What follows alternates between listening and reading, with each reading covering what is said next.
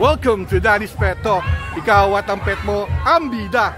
Nandito po tayo sa fun run ng Animal Kingdom Foundation na ginaganap sa Bridgetown, Pasig po. Ito po, mag-start na po ang fun run po.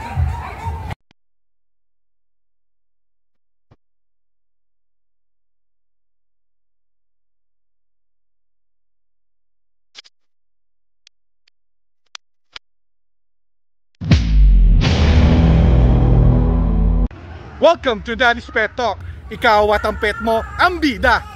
Sir, good morning, sir. Good morning. Sir, pwede mo bang ipakilala ang iyong sarili at ang iyong pet sa ating mga ka-pet talk? Hello, I'm RJ Espinosa or RJ Night Runner sa Facebook, and this is my baby, Dino. Hi, Dino. Dino_GRT sa Ganda na pagka-GRT niya, sir. Sir, ilang years na sa inyo si Gino, sir? Dino, 1 and 6 months. Baby pa. Sir, paano ba napunta sa inyo, sir, si Gino? Pwede mo bang ikwento sa ating mga ka-pet talk? Wala, matagal ko nang gustong magkaroon ng dog, at marami akong breed na na-consider since I'm into running and nasa ultramarathon din ako. So, I think the best yung GRT. Sir, meron ba kayong paghahanda ni Gino sa event na to, sir? Wala naman. Regular walk lang at saka jog every morning at saka night. So, nag-run kami last Saturday sa BGC. Nakatakbo kami ng 5K doon. Sir, ano bang na-motivate sa'yo para sumali sa Run for Life ng Animal Kingdom Foundation po? By heart, I'm into running kasi saka ultramarathon. So, tinitrain ko rin yung dog ko para makasama ko sa training. Ang laki pala ng benefits rin siya ni Gino, sir, Yes. Kasi lagi mo siyang kasama. Makulit Sir, lang. bali po, anong ini-expect nyo sa Run for Life ng Animal Kingdom Foundation po ngayon?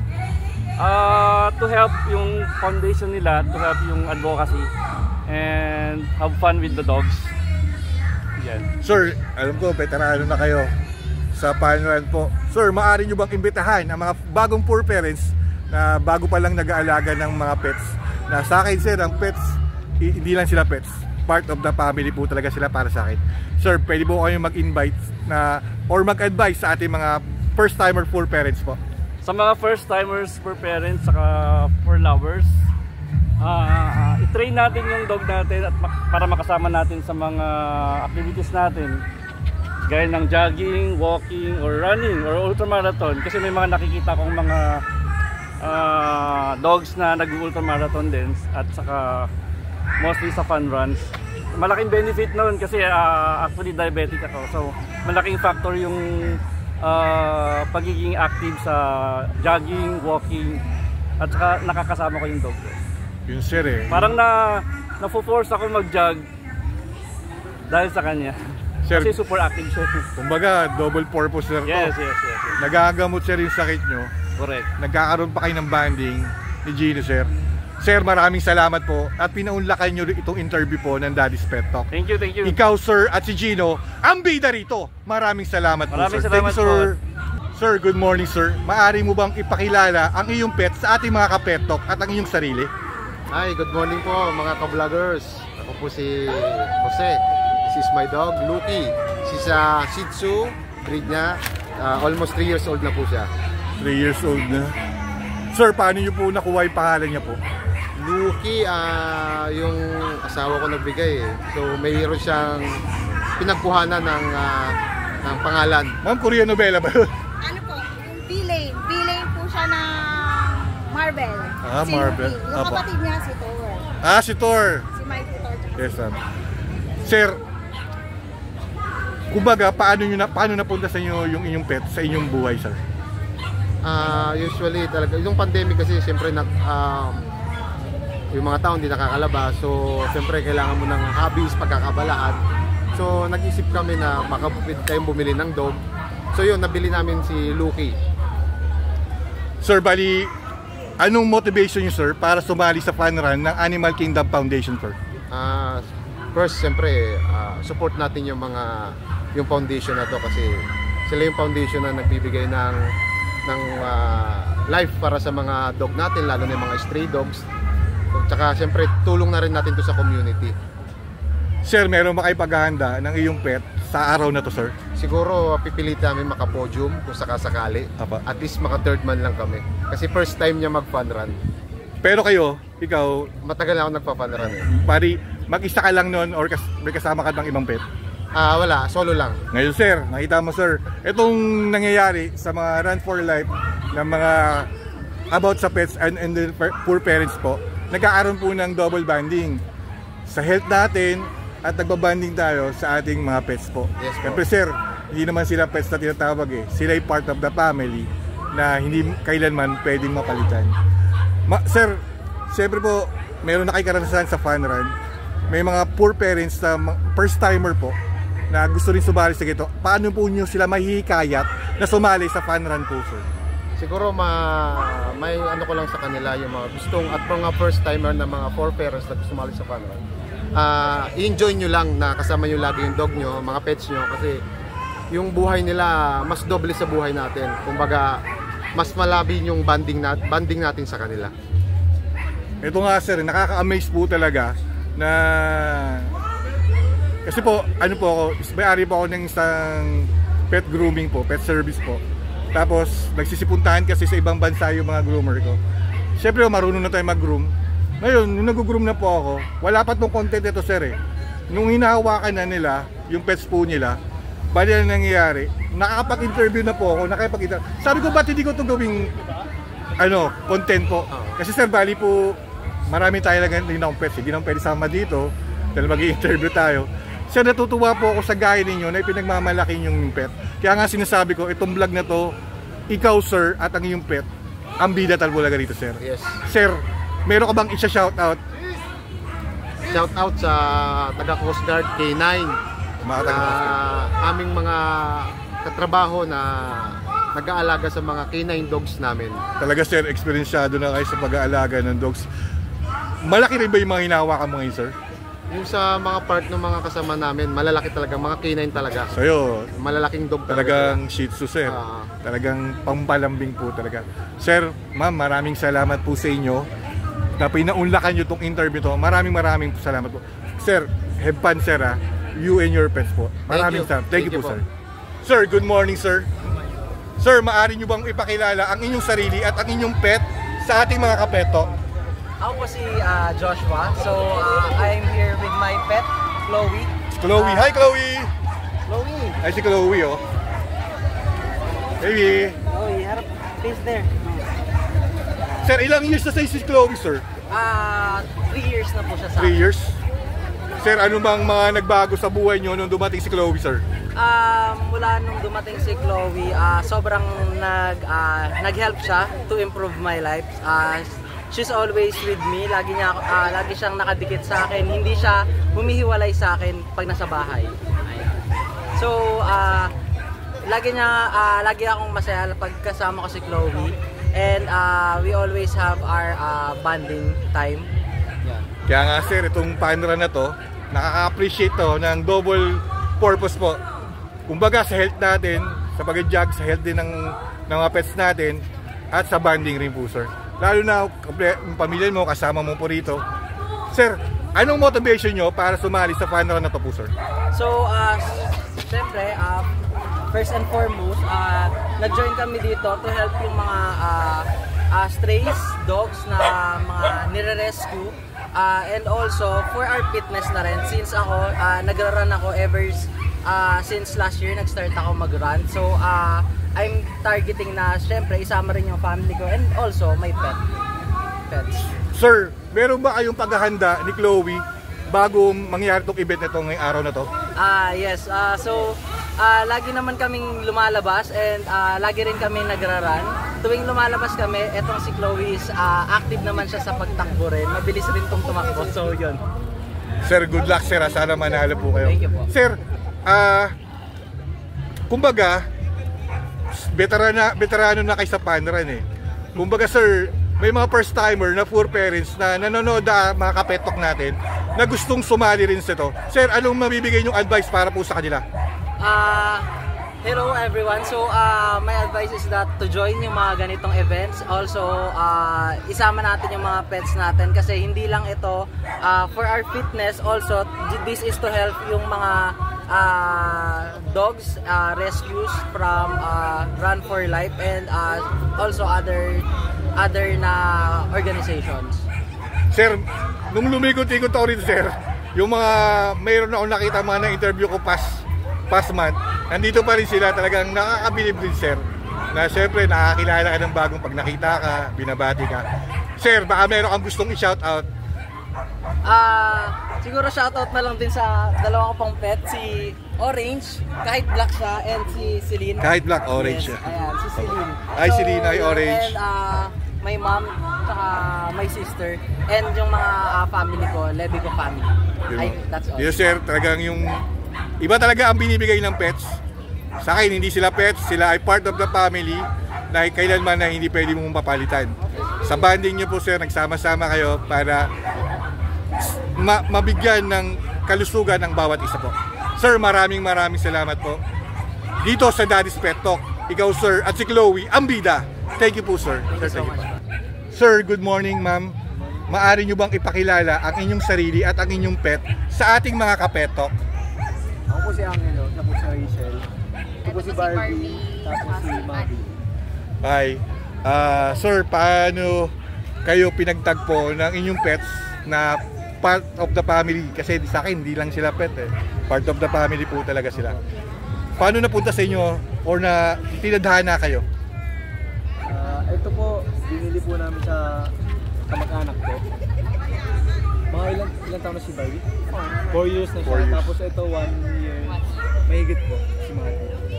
Bali si Barbie, yung pom, ibig sabihin, naabutan niya yung lockdown. Opo, lockdown.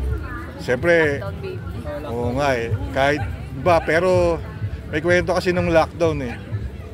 Before ng lockdown, yung mga pets, binabantayan yung tao at ang bahay.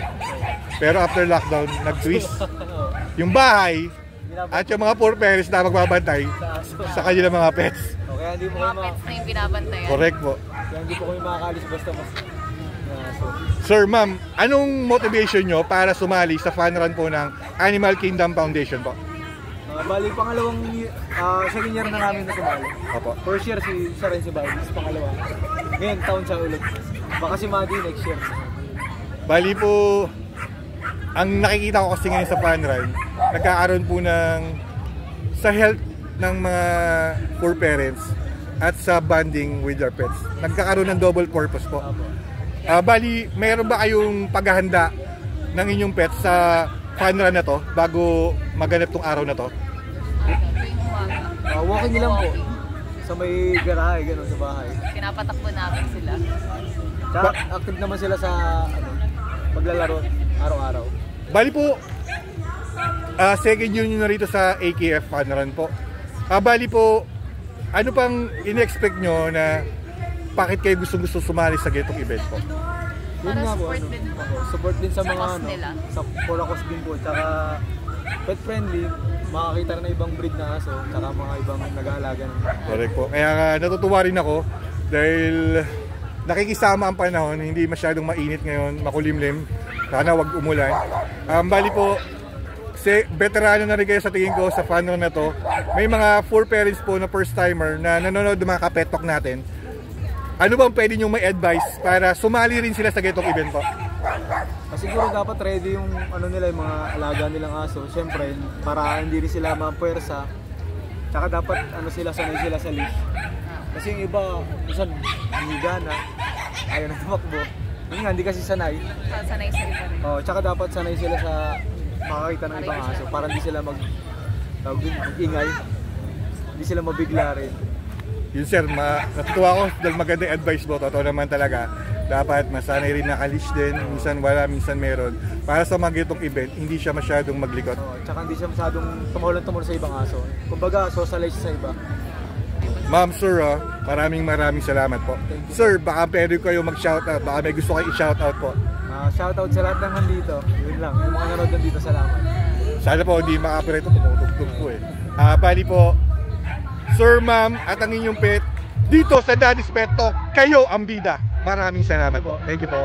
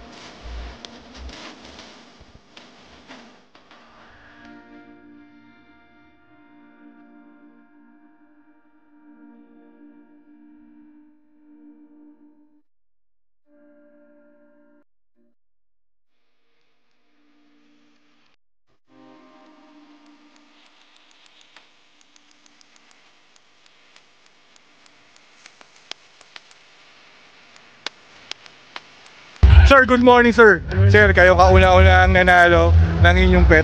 Maaari nyo bang ipakilala ang inyong sarili at ang inyong pet sa ating mga ka-pet talk? Hello guys, I'm Manolo Maralit and this is my dog. It's Copper. Hi Copper. Yeah. Sir, anong motivation nyo sir ni Copper or paghahanda sa event ito? Ano lang sir, basta enjoy lang namin yung takbo talaga. Kasi pag parang 3K, 2K ako sa kalsada namin katakbo. Ganun sir. Talaga sir. Just practice lang. Ano yung paghahanda nyo bago mangyari itong event ito sir? Mara-mara takbo lang. Takbo lang. Sir, maraming salamat po. At alam ko nag-enjoy si Copper at ikaw sir. Sir, maraming salamat. Ikaw at ang pet mo, ang bida. Maraming salamat. Thank you.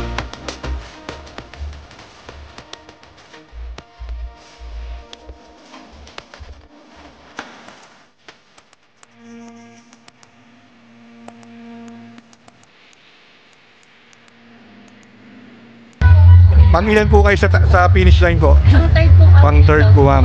Ma'am, anong motivation nyo ng inyong pet sa fun run na to?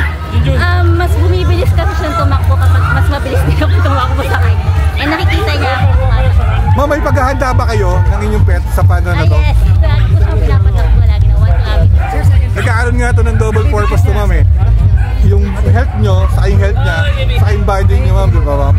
Ma'am, bali po, pwede nyo bang invite yung mga ibang poor parents na first timer na gusto sumali sa ganitong fun run po? Sa lahat po na gusto sumali sa ganitong fun run, nakasama po yung sobrang enjoy po and masaya kasi hindi nyo lang po napapasaya yung ibang tao. Lahat po ng mga dogs, nag-enjoy din po sila kasama with mga kasama niya rin po mga kapwa dogs. Ma'am, maraming salamat. Pinagula kami interview to. Ikaw at ang iyong pet, ang bida. Maraming salamat po ma'am. Thank you ma'am. Grabe, ang daming sumuporta oh. Ito, yung sa 1K marami na yon. Ngayon sa 3K para mas marami pa. Kasi for a cause to ng Animal Kingdom Foundation. Kaya maraming talagang sumasali for a cause. Nag-aaroon na mga sa health ng kanilang poor parents at sa health din ng kanilang mga pets. Nagkakaroon pa ng banding. Kaya napakaganda nitong pangyayari nito ng Animal Kingdom Foundation.